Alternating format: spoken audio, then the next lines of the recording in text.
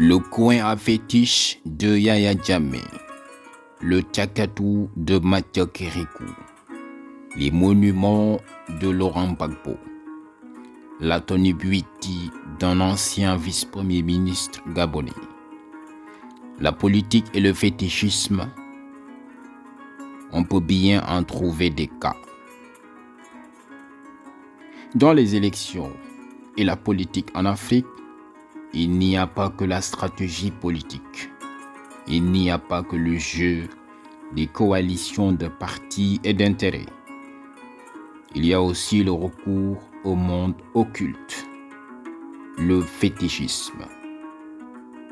Chefs d'État, ministres, députés, maires, directeurs généraux, du Bénin au Sénégal, en passant par la Gambie, le Gabon, la Côte d'Ivoire, le Mali, les cas ne manquent vraiment pas.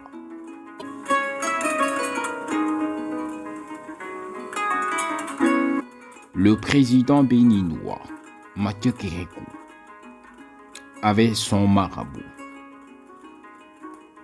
Dans ce pays, on connaît bien ce qu'on appelle le Tchakatou. Autrement dit, le mauvais sort. Le successeur de Kérékou, Nicéphore Soglo, peut bien en témoigner. Après sa victoire de 1991, il était touché. Il était touché à tel point qu'il sentait des aiguilles plantées dans son corps, rappelle son fils Léadi. Il lui avait fallu d'intensifs soins médicaux à Paris pour qu'il prêtât serment en étant physiquement soutenu. Bien qu'étant évangélique, Thomas Boniaï a appris la leçon en envoyant dès son arrivée au pouvoir ses émissaires chez les grands féticheurs du pays. À cause de ces pratiques courantes dans ce pays, les hommes politiques se font rarement l'amitié de dîner les uns chez les autres. Au Sénégal, à 18 jours de l'élection présidentielle de 2012, un garçon de 6 ans est retrouvé égorgé dans la corniche ouest de Dakar. Le corps lacéré et le visage défiguré. Tout de suite, la thèse du sacrifice humain est soutenue. Les connaisseurs n'en doutent point et assurent que les organes humains, surtout des enfants, sont très utilisés dans des rituels de sorcellerie pour avoir le pouvoir. Dans la même ville de Dakar, au mois de mars de cette année électorale, une autre découverte macabre est faite sur la plage de Guédiawaye. Nous sommes à 2 semaines du second tour. Il s'agit d'un corps amputé de ses membres inférieurs et de sa main gauche. Par ailleurs, dans ce pays, des personnes travaillant dans des infirmeries disent être souvent sollicitées pour des prépuces d'enfants circoncis, des placentas ou même des bébés morts-nés en contrepartie de fortes sommes d'argent. Pouvoir et fétichisme, on ne peut pas en parler sans penser aux Gambiens, Yaya Jammeh, dont la canne, les boubous blancs, les chapelets entrelacés autour des poignets en disent long. C'est même un secret de polichinelle.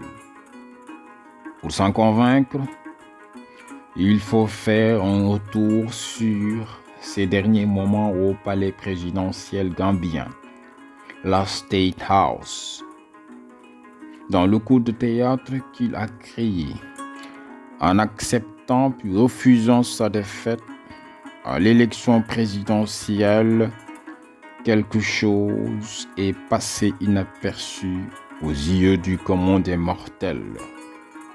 Dans le State House, Yahya Jammeh avait son coin sacré, un coin habité de toutes sortes de fétiches, canaries, statuettes païennes et caméléons, etc.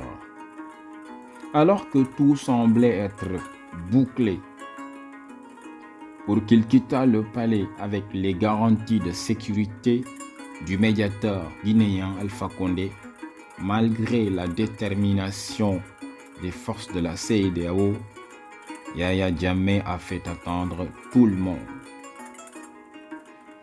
pour, disait-il, finir avec des affaires très personnelles. Dans ses allées et retours très observés, il attendait en réalité un féticheur, Sanko, pour qu'il déménageasse ce fourre-tout mystique qu'il fallait manipuler avec précaution, pour éviter, dit-on, une vengeance des esprits. Cela explique en grande partie le fait pour son successeur d'avoir beaucoup attendu pour s'installer dans le palais, le temps de le préparer dans le sens argotique du terme. En Côte d'Ivoire, le recours aux féticheurs pour les hommes politiques n'est aussi là qu'un secret de polichinelle. L'ancien président Laurent Gbagbo avait demandé la protection mystique des féticheurs de la région du Poro, dans le nord du pays. Après sa capture, des monuments au carrefour Saint-Jean à Cocody, à Lindenye, à Adjamé et à Yopougon-Siporek sont démolis. Des statuettes, des ossements et des écritures publiques y étaient retrouvées.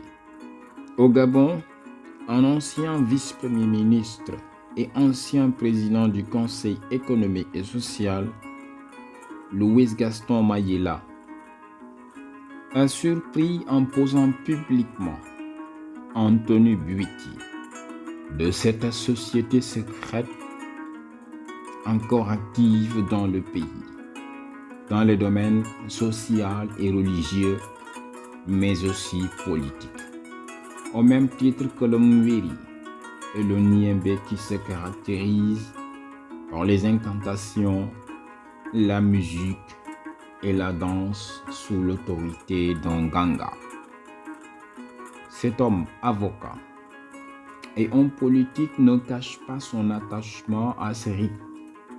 Il avoue même avoir fait la danse avec la photo du président Omar Bongo.